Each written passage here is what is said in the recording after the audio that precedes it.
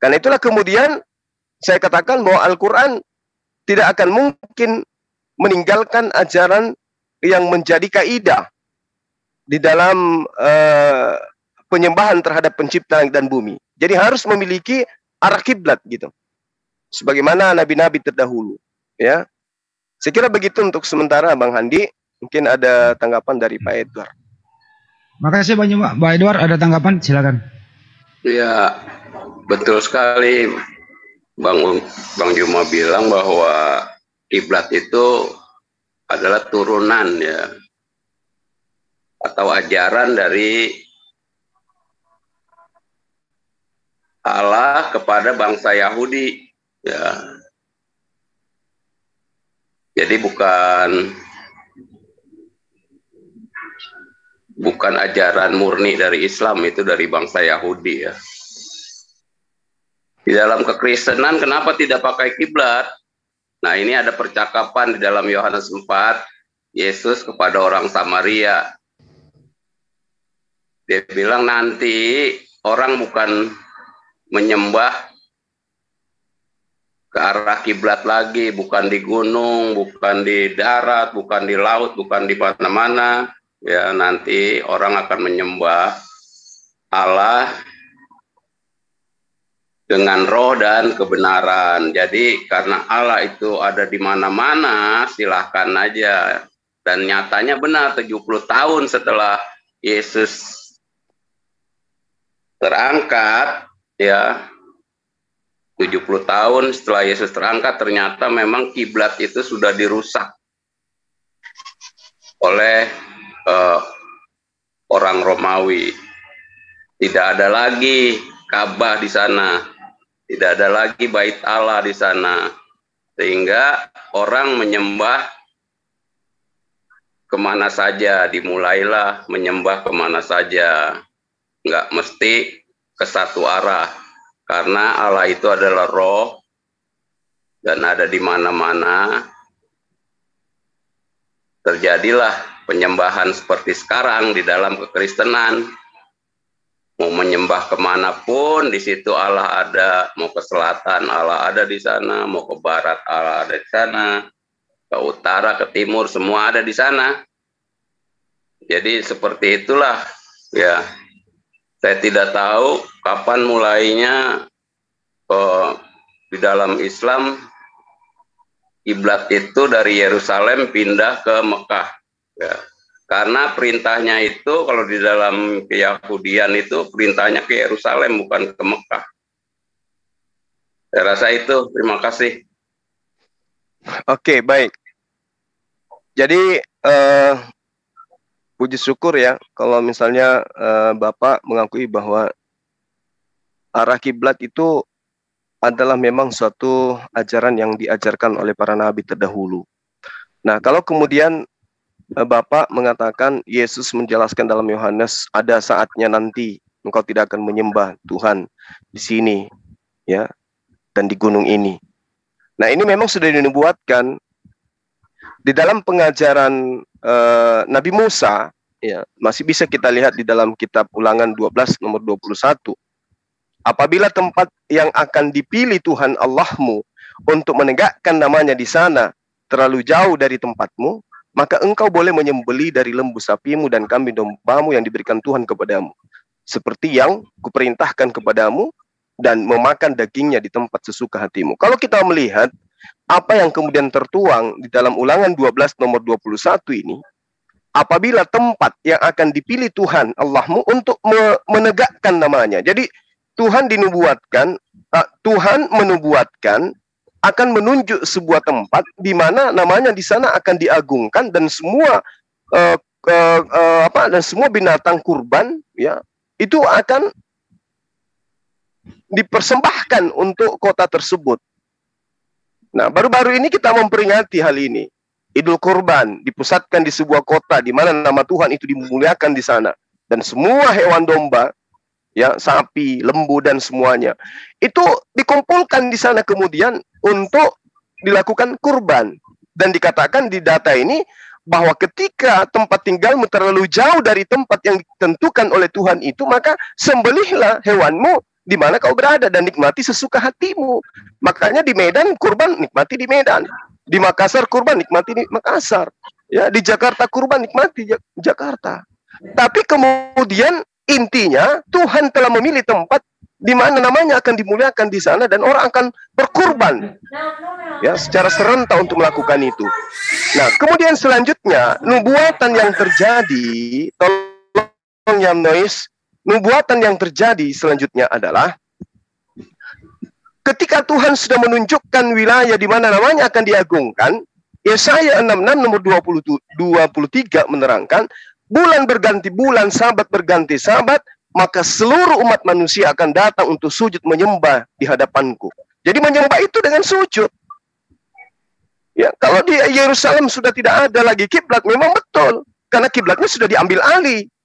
Di mana Tuhan sudah menunjuk tempat di mana namanya akan diagungkan dan semua orang akan berkiblat sujud menghadap ke sana. Ini dalil. Makanya dalam Al-Quran ketika Rasulullah Muhammad SAW dikatakan oleh Allah, "Qad nara taqalluba wajhika fis sama' falanuwalliyannaka qiblatan tardaha fawalli wajhaka syatral masjidil haram wa haitsu ma kunta fawallu wujuhakum syatrah wa innal ladina utul kitaba la ya'lamuna annahu al-haqqu min rabbihim." Apa kata Allah? "Wa wallahu bighafilin amma ya'malun." Nah, ini yang menjadi penggenapan daripada apa yang telah dinubuatkan oleh para nabi terdahulu. Nah, kalau kemudian nubuatan-nubuatan ini tidak digenapi kemudian oleh Yerusalem, oleh praktisi Yudaism, maka siapa lagi coba yang akan menggenapi nubuatan di mana Tuhan akan menentukan tempat di mana namanya dimuliakan di sana, di mana orang semua akan mengarah ke sana untuk bersujud, di mana kurban, ya, binatang-binatang domba dari keturunan Kedar akan dihimpun ke tempat itu di mana terjadinya? Hanya ada di Mekah. Maka umat Islam kemudian mengarahkan arah kiblatnya menuju ke sana. Karena di dalam Yohanes ada saatnya, wahai perempuan, engkau tidak akan menyembah Tuhan lagi di sini. Akan diambil, ya, akan diambil dari sini. Tetapi yang dikatakan arah kiblat, tugu di dalam beribadah, ya, itu harus selalu ada. Oleh karena itulah kemudian Allah mengatakan, "Qad nara taqalluba wajhika fis sama' falanuwalliyannaka qiblatan tardaha fawalli wajhaka syatral masjidil haram." Maka hadapkanlah wajahmu ke arah Masjidil Haram, dan di mana saja engkau berada, hadapkanlah wajahmu ke arah Masjidil Haram. Ini perintah. Karena diterangkan di ayat ini, ketika dikatakan bahwa hadapkan wajahmu ke Masjidil Haram, di ayat ini jelas mengatakan, "Wahai tsuma kuntum fawallu wujuhakum syatra wa innal ladina utul kitaba ya'lamuna annahu haqqu min rabbihim." Karena sesungguhnya kata Allah, orang-orang yang diberi kitab berupa Torah, Injil, tahu bahwa pemindahan kiblat itu adalah kebenaran dari Tuhan mereka. Nah, sesuai dengan apa yang saudara kita tentukan katakan tadi, bahwa Yesus mengatakan kepada seorang wanita bahwa ada saatnya tidak akan menyembah Tuhan di sana, itu sudah betul. Al-Quran menerangkan ini. Jadi kami umat Islam itu tidak mengada-ngada di dalam beriman. Al-Baqarah ayat 144 itu nyata mengajarkan demikian. Demikian sementara. HP saya dong.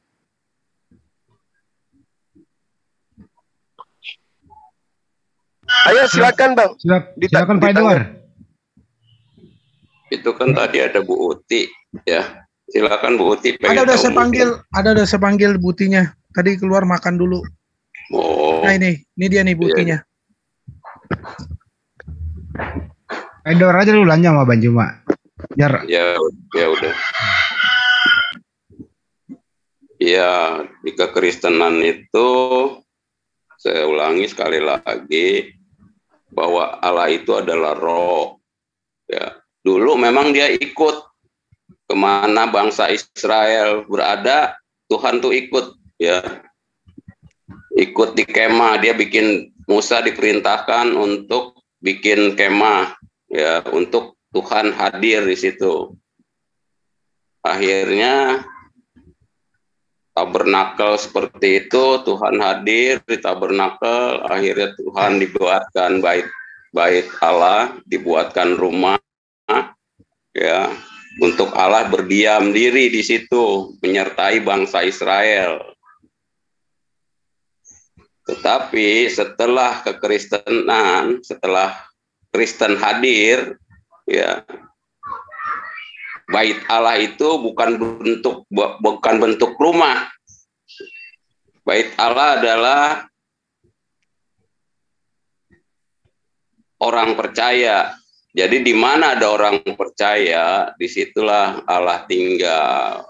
Ya.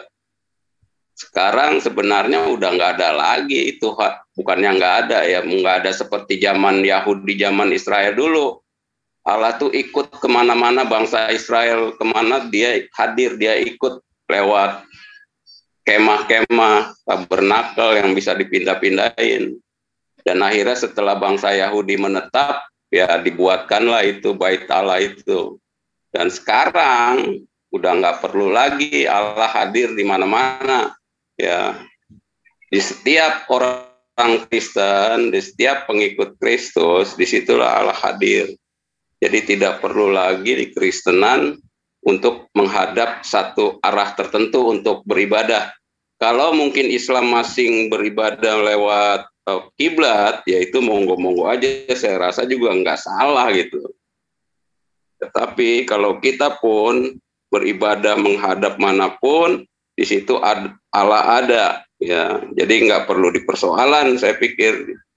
Seperti itu, terima kasih. Iya.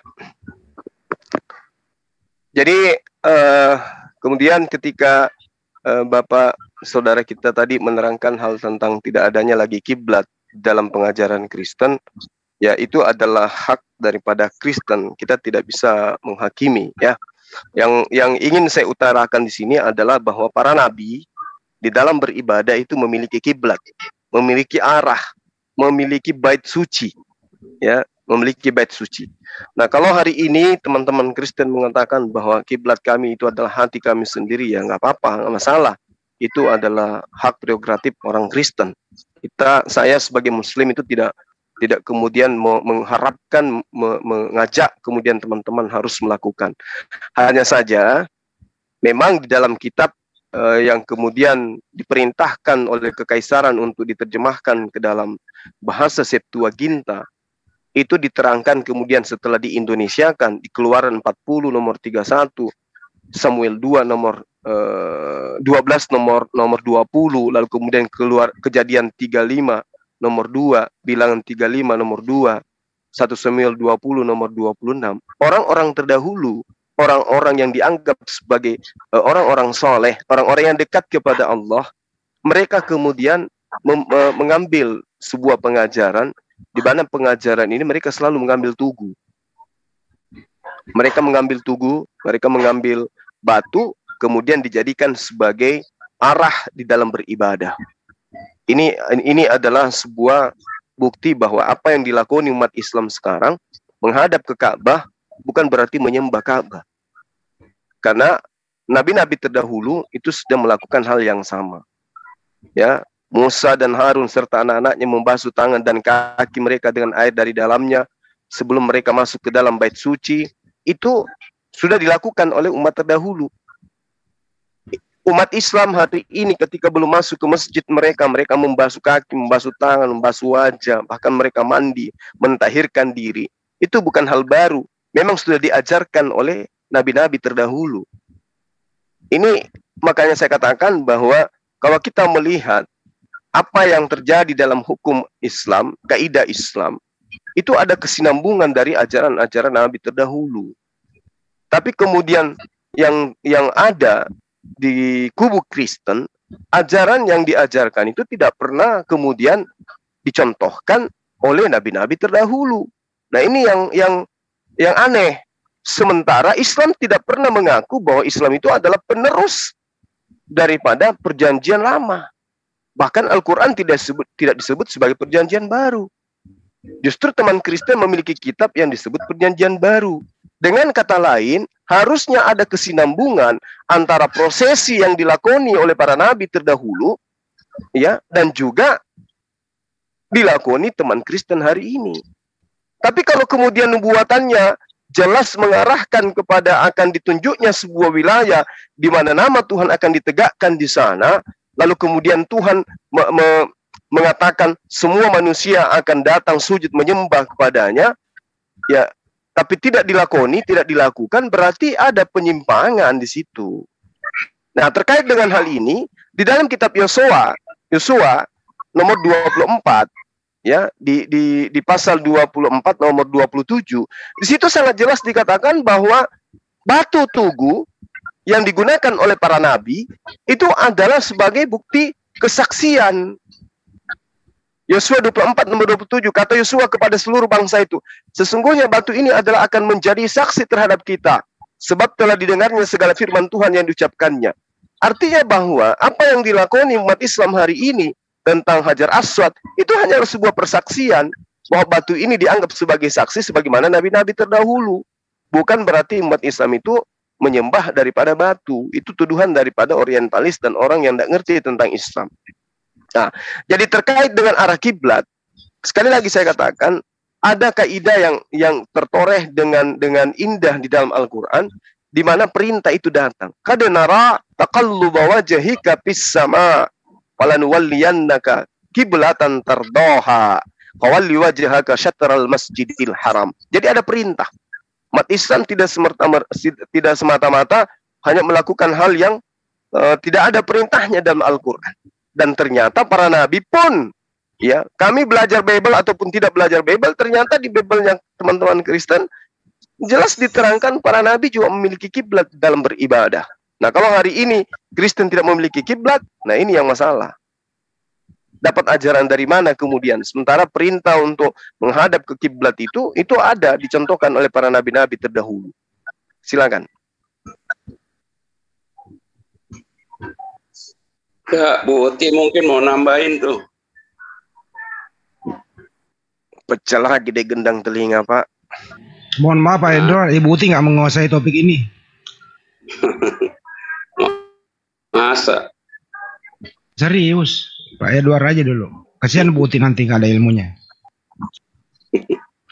Lanjut Pak Edward. Ya itu memang apa yang dikatakan Bang Juma itu benar. Itu Yahudi itu melakukan seperti itu, ya. Semuanya benar itu. Tetapi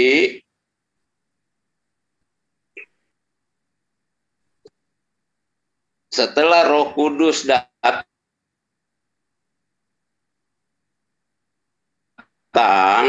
ya, mengangkat Yesus, Roh Kudus dia enggak, ya. Jadi dimanapun manusia ada, di situ adalah ada Allah sebagai Roh. Jadi nggak perlu lagi, apalagi sekarang kan kita juga banyak yang salah nih. Menghadap kiblat ternyata ke Soviet, bukannya ke Mekah. Karena arahnya melenceng. Ya.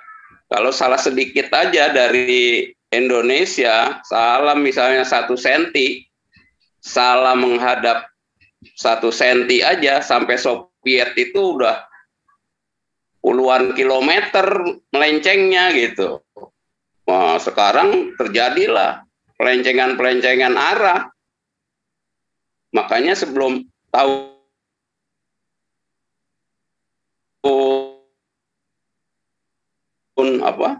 2000-an atau banyak yang dirubah arahnya karena melenceng. Tidak fokus, tidak lurus sampai Ka'bah. Ya, tetapi kalau kita sih kekristenan nggak masalah, lu mau lurus kayak mau kagak kayak nggak, karena dimanapun kita menghadap di situ Allah ada. Bahkan bukan hanya ada di Arab, bukan hanya ada di di Yerusalem, tetapi di Indonesia pun Tuhan itu ada dan hadir. Ya.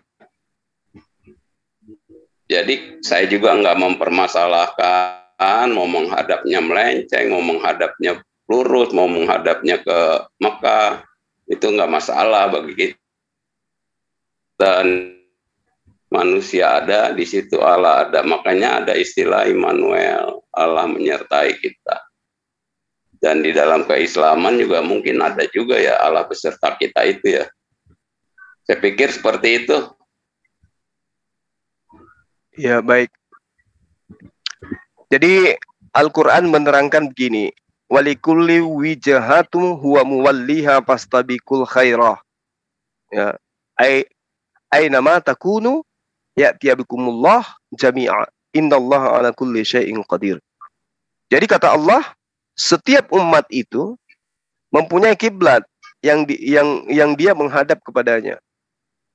Maka perintahnya, berlomba-lombalah kamu kepada kebaikan. Di mana saja kamu berada, pasti Allah akan mengumpulkan kamu semuanya. Sungguh Allah Maha Kuasa ya atas segala sesuatu. Jadi diterangkan dalam Al-Quran ini, walikulli wijhatu huwa muwalliha. Setiap umat itu memiliki kiblat masing-masing. Jadi kalau hari ini kita sahabat kita mengatakan orang Kristen tidak perlu lagi menghadap kiblat karena Tuhannya ada di mana-mana. Saya rasa apa yang diterangkan, yang ditorehkan oleh para nabi terdahulu, mereka pun sudah ngerti Tuhan itu ada di mana-mana. Tapi tetap saja mereka itu menghadapkan wajah, menghadap ke kiblat. Karena memang para nabi mengajarkan hal yang sama, dan itu adalah perintah dari Tuhan. Tidak mungkin kemudian ketika diperintahkan di dalam Yehezkiel 44, nomor 4, Mazmur 138, nomor 2, Mazmur 5, nomor 8, di mana mereka kemudian mempraktekkan menghadap ke sebuah batu dalam beribadah, sujud lagi, menandakan bahwa Tuhan itu hanya ada di batu. Tidak mungkin.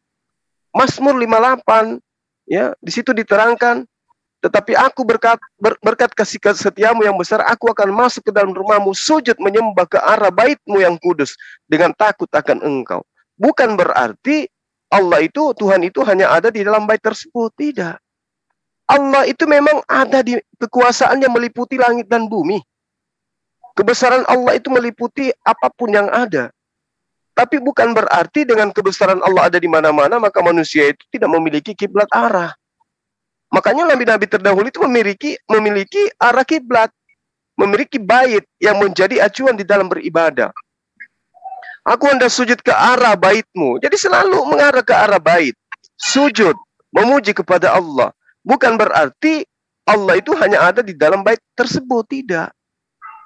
Nah, satu lagi di dalam pengajaran yang didapatkan dari Al-Quran, bahwa ketika saya bacakan ayat yang tadi, bahwa umat Islam itu diperintahkan untuk mengetahui bahwa seluruh para umat terdahulu itu memiliki bait, memiliki arah kiblat, maka yang jadi pertanyaan, apakah Kristen ini tidak dianggap sebagai umat?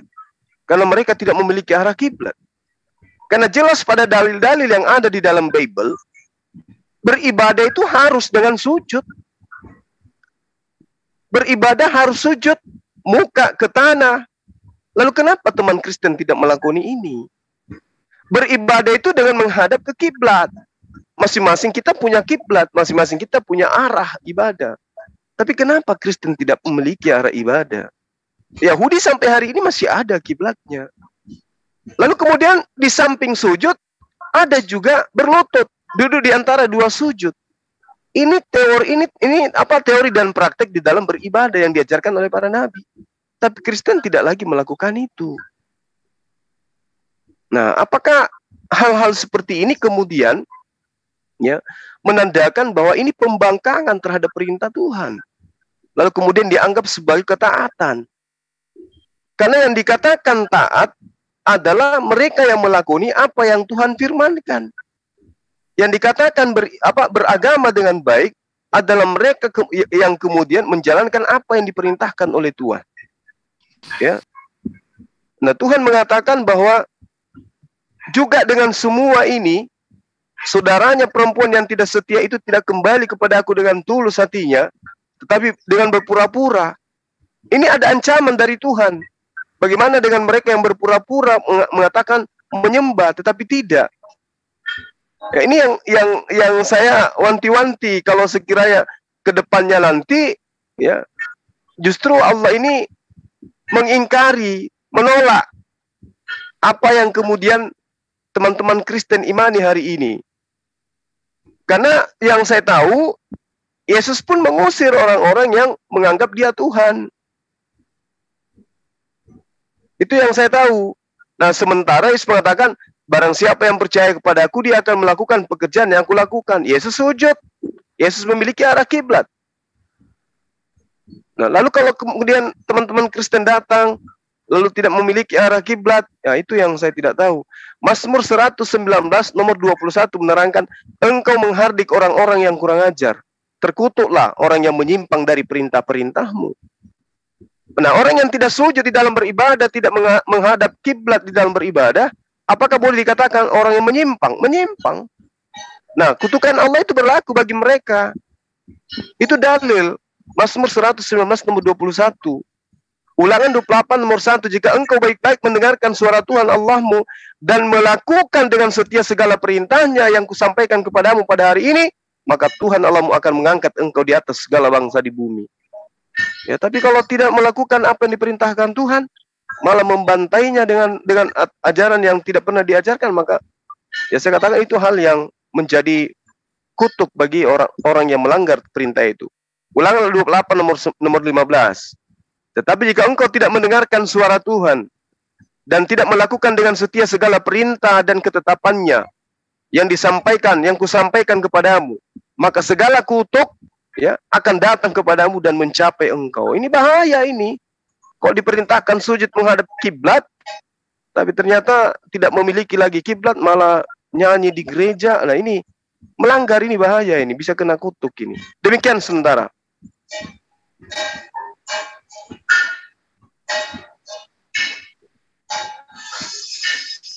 Lanjut Pak Edward. Iya, saya rasa jelas ya, kalau di Kristenan jelas bahwa Allah itu udah nggak tinggal lagi di rumah, itu nggak tinggal lagi di bait Allah seperti dulu waktu zaman Israel. Yang namanya bait Allah itu ya, setiap hari itu ada dupa yang menyala untuk menyembah atau untuk menaikkan pujian kepada Tuhan. Dan Allah memang benar-benar ada, hadir di bait Allah menyertai orang Israel. Dia enggak duduk manis di tahtanya, enggak. Dia itu datang menyertai, ya, dia sebelumnya seperti yang sudah saya terangkan, dia tuh ikut kemana orang Israel ada, dia ikut. Bahkan sebelum ada bait Allah, dia ada di kemah ya, yang bisa dipindah-pindahin. Setelah bangsa Israel udah punya tempat, punya negara, punya kediaman yang tetap, maka pengganti dari kemah itu ya dibuatkanlah bait Allah. Dan ini diizinkan Tuhan untuk dihancurkan karena Allah udah menyertai, bukan seperti itu lagi ya. Bukan seperti zaman dulu lagi. Dan kalau berdoa pun, sholat mungkin dalam bahasa Arabnya, sembahyang, dulu pakai imam, pakai perantara. Ya. Mau sholat itu harus pakai perantara, pakai imam. Begitu juga di bait Allah harus ada imam tuh. Karena Allah nggak mau berbicara dengan umat. Bicaranya dengan imam kalau ada apa-apa. Tetapi setelah Roh Kudus menggantikan itu semua, tadinya berbicara setelah lewat nabi, akhirnya berbicara lewat anaknya, sekarang dia berbicara lewat rohnya. Nah, dengan cara berbicara lewat roh inilah ya kita bisa di mana saja, kapan saja, ya siapa saja bisa langsung menghadap Tuhan, bisa langsung berdoa, ya nggak perlu lagi perantara. Kalau mau berdoa nggak perlu lagi imam, susah-susah, ya. Doa sendiri silakan sudah sampai, ya. Tanpa bait pun, tanpa kiblat pun, berdoa sudah sampai, ya. inilah kekristenan. Saya nggak tahu kalau di Islam masih ngikutin Yahudi, ya itu sih sah-sah saja saya pikir ya. Tetapi inilah kekristenan di mana Roh Kudus menyertai umatnya dimanapun umatnya berada. Saya rasa seperti itu. Terima kasih, Bang Andi. Saya nggak bisa lama-lama nih, mau ngambil motor lagi dicuci. Kenapa mau kemana Pak Edward? Ngambil motor mau dicuci, mau tutup dikit lagi nih jam 5 ininya. Oh iya, nggak apa-apa Pak Edward. Tidak lanjut dulu sama siapa nanti? Nggak apa-apa, ada Pak Karlo kok bisa bertanya nanti. Langkah lanjut aja Pak, memberi edukasi banyak Pak. Iya. Oke, jadi sekali lagi saya katakan bahwa kita tidak punya, kami Islam itu tidak punya hak kemudian untuk kemudian memaksa orang Kristen harus punya kiblat. Ya, cuman saja Yesus mengatakan kalau kau percaya kepada aku ya kamu harus melakukan pekerjaan yang aku lakukan. Nah, kalau Yesus pada hari Sabat, pada hari kelahirannya dia senantiasa selalu masuk ke bait suci, berarti tata cara memasuki bait suci itu Yesus lakoni. Lalu kemudian arah kiblat itu pasti ada di dalam pengajaran para nabi, itu ada. Nah, kalau dikatakan Kristen tidak lagi sekarang karena Tuhan tidak lagi ada di bait suci, ya saya rasa pandangan ini karena mengingat Tuhan itu seperti makhluk. Jadi seakan-akan ada rumah ibadah, kemudian ada Tuhan masuk ke dalam, itu menganggap bahwa Tuhan itu makhluk. Padahal Tuhan itu meliputi segala aspek. Adapun perintah untuk menghadap kiblat bukan karena ada Allah di situ, bukan karena ada Tuhan di sana, tapi semata-mata karena memang perintah. Jadi apa yang diperintahkan Allah, kalau orang yang taat maka akan melakoni itu, akan melakukan itu. Ulangan 28 nomor 15 itu jelas. Tetapi jikalau engkau tidak mendengarkan suara Tuhan Allah, ya, dan tidak melakukan dengan setia segala perintah dan ketetapannya yang kusampaikan kepadamu pada hari ini, maka segala kutuk, ya, akan datang kepadamu. Nah, apa pembuktian bahwa kutuk itu sudah menyertai orang-orang yang kemudian tidak melakoni apa yang menjadi perintah Tuhan? Pertama, di dalam agamanya membuat dia bingung. Karena landasan pijakannya dalam beribadah itu tidak ada pijakan yang jelas dari si penuntun yang dikatakan sebagai gembala. Dikatakan Yesus itu jalan, keselamatan, dan hidup. Tapi tidak ada sedikit pun Yesus menunjukkan jalan untuk meninggalkan arah kiblat. Tidak ada sedikit pun petunjuk dari Yesus yang adalah jalan untuk menuhankan dirinya sebagai kiblat. Tapi itu diimani. Kenapa? Karena itu tadi, segala kutuk akan datang kepadamu. Nah, kutukan ini membuat mati akal, mati hati, jiwa tidak berfungsi, ya, akal tidak berfungsi dengan baik, sehingga apa yang dilakoni dianggap saja baik, tanpa disadari bahwa apa yang dilakoni itu adalah hal yang justru melanggar segala perintah Tuhan yang ada. Ketika kemudian dikatakan Yesus itu adalah firman yang telah menjadi manusia, berarti dialah yang harus menekankan pengajaran-pengajaran yang benar itu, bukan oknum-oknum di luar daripada dia. Nah, apa yang terjadi kemudian? Di luar dia apa yang terjadi? Ya, diterangkan bahwa tidak ada lagi hukum Torah, tidak ada lagi itu aturan-aturan kiblat, tidak ada lagi itu aturan-aturan main. Ya, tidak ada lagi prosesi-prosesi penyembahan terhadap Tuhan. Oh, sebentar sih Pak Bombo masuk, bentar ya, saya arahkan ke sini dulu. Oke, baik. Terus ya. Iya, jadi jelas sekali bahwa ya mau kayak mana lagi? Kalau sudah tidak ada lagi perintah Tuhan yang mau dilakoni, hanya mengada-adakan, nah itulah cerminan bahwa Tuhan mengutuk orang-orang yang tidak dengan setia melakoni apa yang diperintahkan. Saya kira sudah cukup, Bang. Intinya sahabat kita Kristen sudah mengakui mereka tidak lagi melakukan apa yang dilakukan oleh para nabi, beribadah dengan cara sujud, dengan menghadap ke kiblat, itu mereka sudah tinggalkan. Demikian dari saya, makasih. Ya, ditutup aja sesi ini kalau misalnya Pak Bom bisa ke sini. Enggak apa-apa, dilanjutin aja, mudah-mudahan bisa. Lagi koordinasi apa, langsung ke ruang depan aja? Boleh, ditutup aja dulu nih, Bang. Ini. Iya, ditutup dulu dia. Ya, tapi sambil nunggu, lagi koordinasi Pak Jul di ruang depan. Sabar dulu banyak, Pak. Saya menanggapi. Boleh, silakan. Sambil nunggu Pak Bom. Ya, terima kasih. Jadi mengenai perintah Yesus, perintah Allah dan tindakan-tindakan Yesus, saya terus terang masih mengambil inspirasi dari ayat-ayat yang sudah Bang Zuma pernah sodorkan dan masih terngiang-ngiang bagi saya mengenai percaya dan mengasihi.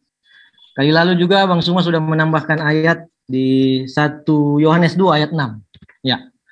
Jadi mengenai percaya kepada Yesus dan mengasihi Yesus itu dua ayat yang bagi saya ayat antisipatif, imperatif, dan konklusif untuk mengenai penyembahan, mengenai bagaimana, dan juga mungkin ya bisa ditarik terkait juga kiblat dan lain sebagainya yang lain ya, terkait yang Yesus lakukan. Dan ya penjelasan ini saya skip saja dulu, sudah paham, saya tahu. Bentar Mas Karol, sebentar Mas Karol. Dan saya rasa tentang ayat yang Bang Zuma nyatakan ini ya 1 Yohanes 2 ayat 6. Barang siapa mengatakan bahwa ia ada bentar dulu, Mas Karol, bentar. Hidup sama seperti Yesus Kristus telah Mas Karol. Oke ya. Monggo. Bentar dulu Mas Karol. Oke. Santai dulu. Bom lagi koordinasi di depan dulu. Sebentar. Mau dipindahin ke sini. Oke, kita menunggu Pak Bom. Pelan-pelan aja. Atau pindah ke Pak Jul. Saya koordinasi dulu di depan. Sabar ya. Nah, itu. Nanti admin Bang Juma kalau mau ganti topik silakan gitu, langsung di live ulang. Semoga saja dia mau pindah ke sini. Kita menunggu Pak Bom ya? Iya. Sabar ya. Ya. Tutup aja screen-nya dulu, Mas Karol.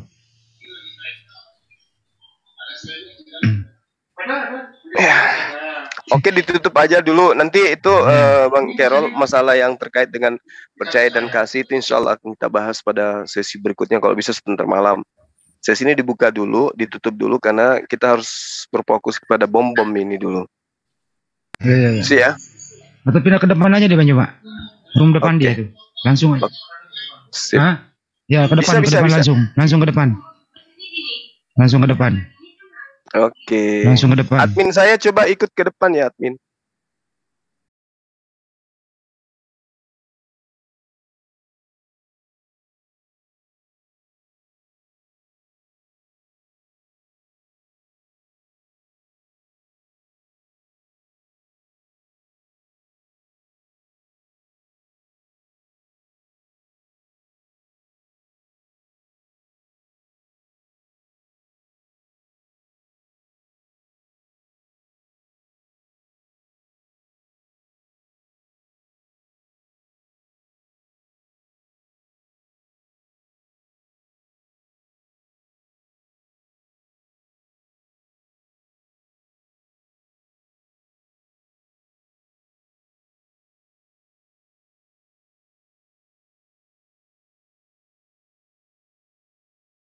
Di sini, Pak Bom. Bang Zuma juga pakai handphone. Bang Zul, masalahnya kalau dia pakai handphone, beliau udah hafal Bible, itu masalahnya di situ, berat, kasihan dia. Ya, Bom. Gimana? Sekarang kau berhadapan dengan saya, gimana? Ya nanti kan begini, saya kan diundang, saya kan gaptek. Oh. Nanti kau datang ke masuk channel saya aja, kita berdua. Bukan gaptek. Saudara ndak hafal Bible. Kan begini, apa Zuma. Saya kan nggak pernah utak-atik Al-Quran. Saya nggak pernah utak-atik. Ya. Terus? Kalau memang kau mau dialog bahas Alkitab, kok ke channel saya, kita bicara Alkitab aja. Masalahnya di channel kamu itu, ya saya sudah pengalaman. Kita pakai Zoom. Kalau mau kayak sebentar malam saya dengan pendeta. Saya nggak tahu Zoom. Saya baru belajar ini pakai handphone juga. Ini siapa teman kamu ajar saya masuk kok. Belajar menggunakan itu ya, karena muara dari Suma itu Zoom. Saya jujur, saya gaptek, memang saya gaptek ya. Cari Zoom yang netral, kita gunakan Zoom, jangan StreamYard karena saya nggak bisa live di situ, apalagi di Rudy saya nggak bisa live. Sebentar malam saya di Zoom Kristen saya diundang oleh Murawali, saya datang. Saya nggak tahu Zoom, saya baru belajar. Enggak tahu Zoom atau Anda tidak hafal Bible? Aduh, Suma, itu di luar. Begini aja, kalau kau mau nanti kita nggak usah Bible. Saya cuma tes kau saja, nanti 940 pasal saja yang kau coba, ya. Nggak usah lah semua. Kok jadi saya yang dites? Tahu aku singkat maji Makassar. Nenek orang Bone singkat maji sudah mi. Tidak usah kita ribut sih. Nggak ada yang ribut, kita mau dialog untuk mencerdaskan anak bangsa, gitu ya kan? Nggak ada mau ribut. Ke sini, saya baru belajar kasih masukin ada handphone ini. Saya baru belajar. Nggak ada yang ribut. Saya dengan teman-teman Kristen dialog siang malam, nggak ada yang ribut. Santai aja ya. Ya, nggak ada apa-apa. Nanti saya akan masuk. Tunggu sabar belajar ini. Saya akan baru belajar pakai handphone. Iya, jadi saudara Bombo masuk ke sini, nanti lain kali undang juga saya ke Zoom Kristen apa-apa. Gitu. Jangan di streaming Anda, saya tidak bisa live. Seandainya di streaming Anda itu saya juga bisa live di sana. Tiap malam, tiap hari saya masuk di tempat Anda untuk mematahkan semua argumentasi Anda tentang nanti masuk sudah kita berdua sudah apa. Saya orang kan nggak pernah, saya kan tidak mungkin mau bahas Al-Quranmu. Saya nggak tahu Al-Quran, minta maaf. Cuman masalahnya kenapa saya diblokir gitu loh. Nomor HP saya kok diblokir. Apa diblokir? Nggak ada yang blokir kok sampai. Gak mungkin lah kawan. Anda blokir saya gimana sih? Nomor saya dua diblokir semua. Kan begini, teknisi saya tuh kan mereka kan saya nggak tahu. Saya tuh streamer tuh saya jujur, makanya kan kadang saya ketahuan kesalahan. Karena saya tidak tahu seorang gaptek, teknologi saya gaptek. Saya kan udah bilang 1000 kali orang-orang. Saya gaptek. Iya. Oke, dimaklumi lah kalau begitu. Ya. Saya minta maaf, saya orang untuk tambah bohong. Saya memang gaptek. Ini aja temanmu saja ajak saya ini, saya baru belajar ini. Diajar itu untuk saya. Saya hargai itu kawan. Silakan. Saja Bom. Sebentar. Bom. Apa kerja bahasa po? Karena Mabelo. Kabra. Ya kabra. Madesensi atau Mabelo. Itu tahu. Sampai kamu main tahu Iya. Nasanga tu te anu bom nasanga tu te bom tomang kasar. Ay tomang kasar. Zuma. Bom Toraya aku. Toraya itu. Alamak. Sangala. Saya dari sana, bro. Celebes. Sangala. Aku Suma. Oh, Suma. Sangala maniku mi. Iya, aku tuh Sangala aku apa sih? Cuman lama di Makassar. Gitu, saudara. Kita punya nenek dari sana. Gampang lah, nanti kita bahas diskusi lah. Oke. Namanya. Oke, sama Ntar dulu, Bom. Lu kenal suaraku kah, Bom? Bom, lu kenal suaraku kah? Tiap hari Bom sebut nama aku di channelnya. Aduh. Iya. Bom, lu kenal suaraku, Bom? Saya ikut tandai. Apa yang mau tandai soal mulai? Mindar katanya. Ya. Selebes. Solata dia mai. Kalau itu mai. Solata dome selebes. Solasia gitu. Totoraya duka. Solasia gitu. Iya. Oke, Bom. Bahasa planet yang lain cuman bengong doang. Ya bang, itu saya nggak aja diskusi. Tektok atau kalau kita tuh Ya, itu kesalahan aku. Mau temen ada yang mulai larsi jama-jama daerah.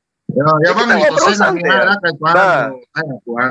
sesama putra Toraja nggak boleh ribut kita. Betul. Edukasi aja yang baik, ya kan gitu ya. Pakis, palopo kiri sedikit karena Toraja. Pakin taki kan susito. Iya nih Pak Bom.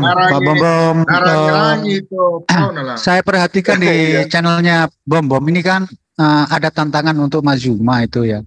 Iya betul. Selalu saya kami menanggapi. Jadi kita atur aja waktunya kapan Pak Bom bisa ada waktu masuk ke sini. Nah, kita akan jadwalkan ya. Jujur saya ini baru belajar Zoom. Nanti saya belajar lah. Nah, ini sudah bisa masuk di sini. Nah, ini kan pakai handphone, bukan pakai laptop. Ya, memang handphone itu dikhususkan untuk stream kalau streamnya itu berat pakai handphone. Tetapi kalau pakai Zoom itu biasanya ringan. Saya pakai laptop, Bang. Kalau saya diskusi kan pakai data supaya enak kan.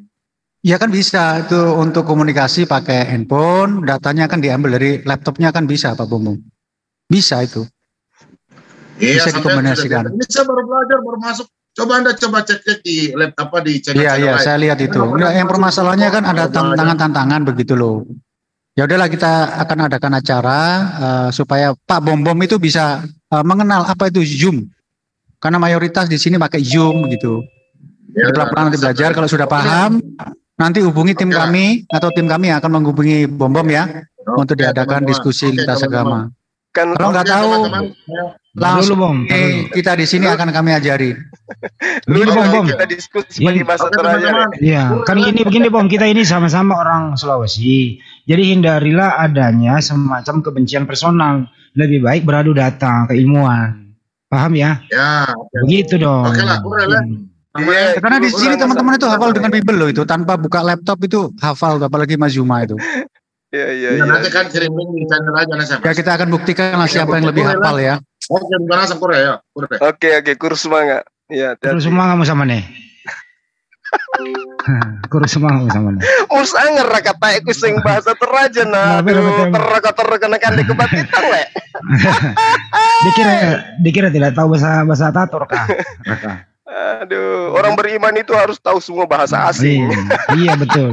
Saya orang Bugis ya, saya ngerti itu bahasanya. Itu loh Mas, kulo sedoyo nggih. Kulo sing waduh kulo bahasa Jawa. Kulo rokok Medan, Mas. Ojo ngono aja ngene. Alon-alon tas lakon. Bisa singkat saja yang tadi yang di sebelah. Derma le. Boleh kepes. Bahasa Madura lah. Keluar Madura iya. Ini buatan yang singkat saja yang di sebelah tadi. Sebentar. Ini sebentar. Baturatin tuh Maika. Salamu tole. Iya, ya minta kusangat. Kita akan jadwalkan ya antara Bom dengan Zuma. Kita akan uji sampai di mana kadar keilmuannya.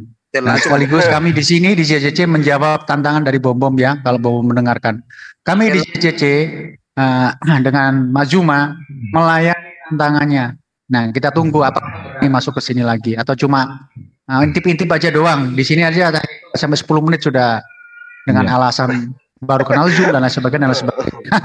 Izin Pak Jul, jadi netizen bertanya Pak Zuma itu bahasa apa? Begini ya teman-teman yang ada di live chat semua menarasia, terutama di Julkiple bahas bahwa Bang Zuma sama Bom itu asalnya satu nenek dari kampung sana. Karena hari ini baru pada tahu. Saya rasa Bom sudah berpikir 2 kali ingin menyentuh pribadi Bang Zuma.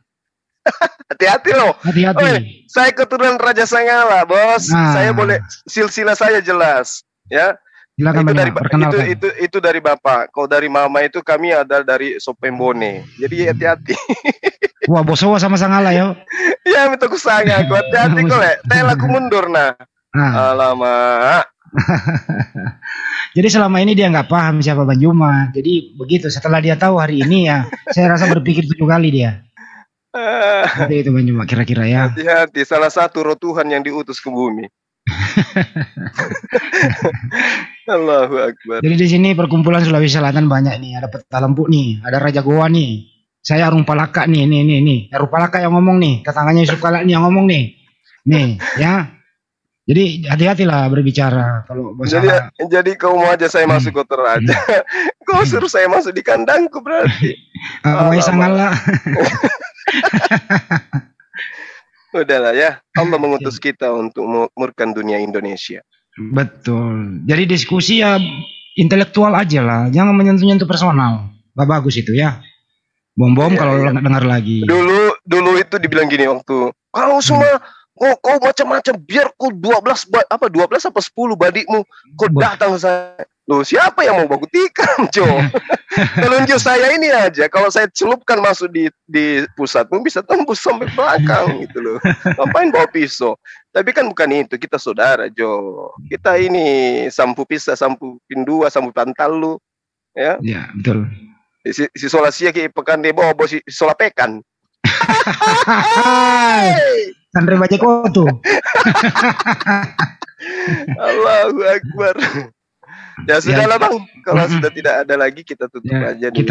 Jangan lupa diumumkan. Ya. Sebentar singkat yang tadi ya. Singkat tanpa jangan dulu itu, ya udahlah itu. Nantilah itu. Ini penting ini kita luruskan kepada semua teman-teman yang ada di live chat bahwa selama ini Bom ini itu ya berkoar-koar ingin menantang Zulkifli M. Abbas, baik menyenggol secara fisik, pribadi, personal, semua yang dia ungkapkan begitu. Terbukti hari ini setelah Bang Juma berbicara sesuai dengan bahasanya baru dia ngeh. Ternyata apa? Kalau status sosial gitu ya, kita bisa uji silsilah keluarga dari mana begitu. Betul Bang, betul. Kira-kira Nenek saya masih ada. Sampai sekarang ya. nama kakek saya kalau disebut itu orang pasti hormat. Nah, ya. itu ya. Karena kami punya kakek itu adalah kakek masak di sana. Nenek kami. Memang tidak bagus lah untuk update dengan ciptaan Tuhan itu sama aja. Ya. Jadi kita di sini itu nggak menunjukkan kita darah biru, darah apa ya. Keilmuannya yang kita tonjolkan. Gitu loh. Ilmuwan. Bukan yang darah gula, Bang. Ya. Di sini ada Raja Palaka di sini ya, Arum Palaka ada di sini. Ada. Kita dari sebelah juga dari sana kok. Iya, itu ya. Iya. Alamat nih gua aja. Andre nih. Telah cuma dempo. Mari kita telah cuma dempo. Waktu betul aja aku tuh Garta, deng. Iya. Giliran di Garta ulang ya selesai. Kalau kita ngomong fakta loh ya. Fakta ini yang kita omongkan bahwa kita memang kalau orang Bugis itu saling menghormati loh. Jadi bom nggak usah lah, karena Anda nggak tahu Baju Umat ternyata dari suku yang sama, ternyata ya memang logatnya Baju Umat ya logat nasional begitu. Jadi Anda nggak tahu siapa begitu. Giliran bahasa asli baru paham dia. Tena tandai solana. Iya, tandai solana. Nih aku sambaki polokmu mangkat tuh. netizen ngomong apa nih Bang Juma ini? Jadi di Sulawesi Selatan itu teman ya, ada bahasa Bugis, ada bahasa Mandar, ada bahasa Makassar asli, ada Toraja, ada Endrekang, ada Palopo, tapi ada semua identik gitu ya. Belum lagi kabupaten-kabupaten lain gitu. Tapi alhamdulillah kita orang ini tahu semua. Kayak di Jawa, ada bahasa Jawa, ada Sunda, ada apa tuh namanya, Bangkalan, Madura dan seterusnya begitu kira-kira. Gitu. Nah, alhamdulillah paham kita semua itu. Tapi satu rumpun lah. Makanya ya tolonglah jangan menyentuh-nyentuh personal. Gak enak didengar tuh ngomong tiap hari keluar-keluar. Giliran ketemu orangnya bukannya nafsu, malah kalah sebelum berperang. Dia ngajak ini, Kanda. Dia ngajak saya dialog, tutup mata pakai softtext bekas. Mas, aku mau. Jijik kali kau. Iya, kau buka mata saja, kau tidak tahu Bible-mu, apalagi kau tutup matamu. Nah, saja ini Pak Bombo. Masih channel kayak Linda? Masih live ini. Biar teman-teman kita di live chat paham gitu loh, apa yang terjadi sore ini. Gitu. Jadi jangan memandang orang dari cara berbicaranya, logatnya, tapi lihat dong isi yang disampaikan. Jadi kita uji nyali itu bukan uji fisik, tapi uji keilmuan. Bang Juma ya, mohon maaf ya, saya bukan banggakan Bang Juma karena saya sekampung ya. Ya Bang Juma bisa membaca Al-Quran dengan baik. Bang kekurangannya apa? Tidak bisa baca original text Bible. Dia hanya umat terjemahan. Itu pun satu ayat Bible aja. Data di Bible dia nggak bisa hafal. Kalau pakai HP nggak bisa apa-apa. Harus pakai laptop. Jujur saja Bang Andi, kalau gimana saya itu? Kan membanggakan untuk Gurda Suma. Nggak ada lagi yang berani di Indonesia ini. Jangan gitu Bang. Sebentar malam ini saya mau dicapcai sama pendeta murid wali. Murwali, MYM. Oh Murwali. Bukan murid wali, bukan ya? Murwali itu yang kurus-kurus orangnya itu, dokter dari si luar negeri. Oh, tapi namanya lucu loh, Matalu. Iya, memang Murwali Matalu dari Indonesia Timur. Itu Pam mungkin ya. Ya, betul. Oh, ya mudah-mudahan kondusif lah. Bukan tapi karena ngatain saya gitu ya Bang, bukan kan? Ya, bukan. Ya, tapi siap-siap sama dengan yang sebelumnya saja sih. Itu aja, nggak jauh dari itu. Oke, siap 86. 86,2 ditutup ya. Selesai ya. Terpuaskan sudah netizen selama ini ya. Masih ketawa saya dengar suara Bomong. Ternyata orangnya penakut rupanya. Kayak kucing disiram.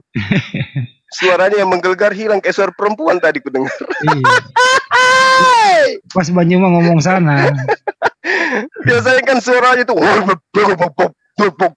Tadi suaranya kayak suara yang putih. Dia kaget dia ternyata Banyuma orang Sangala. Kaget dia. Saya demi Allah orang Sangala memang. Kakek saya di sana. Iya. Sampai di sekarang masih dikenal, Bang. Iya makanya dia kaget. Orang kampungnya di sana juga dia itu. Oh iya kan? Iya itu Solata. Walah. Ya sudahlah. Jadi kalau mau, apalagi kalau mau diskusi terbuka ketemu di Makassar aja nggak apa-apa yo. Ya iyalah. Iya lebih bagus. Yang penting dia tutup muka pakai softtek. Allahu Akbar. Ya udahlah, Bang.